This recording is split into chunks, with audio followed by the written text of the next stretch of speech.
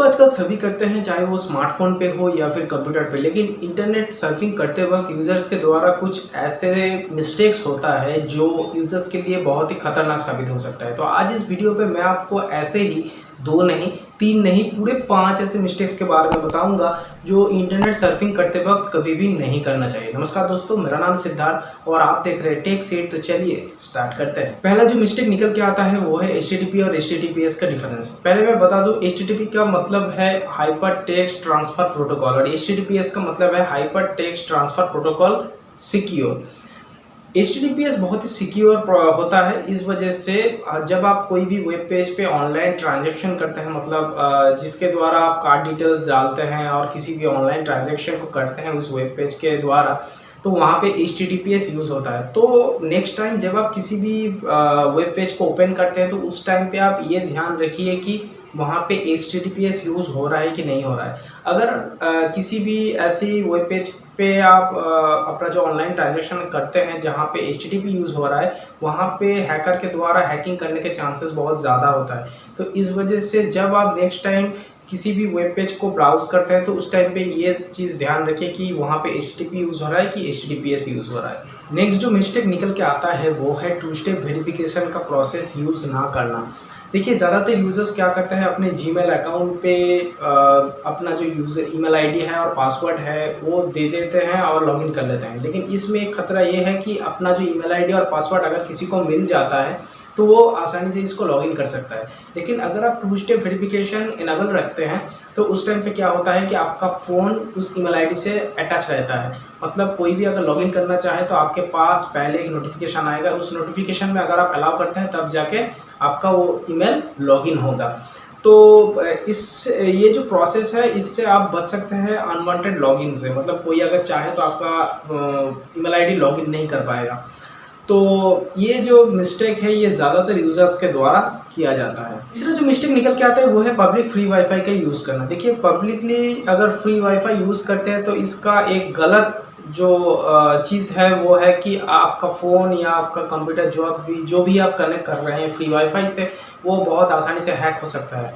क्योंकि आजकल ज़माना ऐसा हो गया है कि हम सोचते हैं कि यार ये तो फ्री में मिल गया है तो चलो ले लेते हैं, क्या हमें क्या दिक्कत वाली बात है। तो ऐसा नहीं है। अगर आप फ्री वाईफाई यूज़ कर रहे हैं वहाँ पे पासवर्ड नहीं दिया जाता, इस वजह से कोई भी कनेक्ट कर सकता है। तो ऐसा भी हो सकता है कि आप फ्री वाईफाई कनेक्ट कर रहे हैं और उसके बाद आप चैट कर रहे हैं या फिर किसी को मेल भेज रहे हैं या आप कोई भी ऑनलाइन ट्रांजैक्शन कर रहे हैं, तो ये जो पूरा डिटेल्स है, मतलब आपका फ़ोन का या आपका कंप्यूटर का जो सिस्टम लॉग है वो अगर किसी को हैकर के पास चला जाता है तो आपके लिए ये बहुत ही दिक्कत वाली बात है।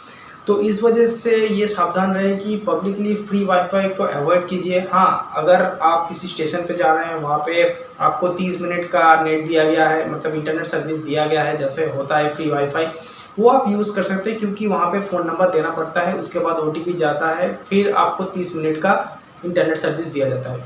और तो ये आप यूज़ कर सकते हैं, लेकिन फ्री वाईफाई को अवॉइड कीजिए। चौथा जो मिस्टेक निकल के आता है वो है सेम पासवर्ड बहुत सारे अकाउंट पे यूज़ करना। ये जो मिस्टेक है ये बहुत सारे यूज़र्स के द्वारा किया जाता है। देखिए, यूज़र्स के मन में ये सवाल आता है कि मेरे अगर 5 या 6 अकाउंट है तो सबका पासवर्ड अगर अलग हो, सबका यूज़र नेम अलग हो तो हम याद कैसे रखें। तो इसके लिए क्या करते हैं कि यूज़र नेम और पासवर्ड सेम ही रख देते हैं सबको, तो मेरे को तो याद रहेगा। लेकिन इसमें दिक्कत वाली बात यह है कि अगर यूज़र नेम और पासवर्ड, मतलब आपका एक अकाउंट का यूज़र नेम पासवर्ड अगर मिल गया हैकर को तो समझिए गए, मतलब सब अकाउंट का यूज़र नेम पासवर्ड ही तो मिल जाएगा हैकर को। तो इस वजह से यूज़र नेम और पासवर्ड अलग अलग रखिए सब अकाउंट का। अगर आपको याद करने में दिक्कत है तो आप किसी अपना पर्सनल डायरी पे लिख लीजिए, लेकिन कभी भी सब अकाउंट पे सेम यूज़र नेम और पासवर्ड मत रखिए।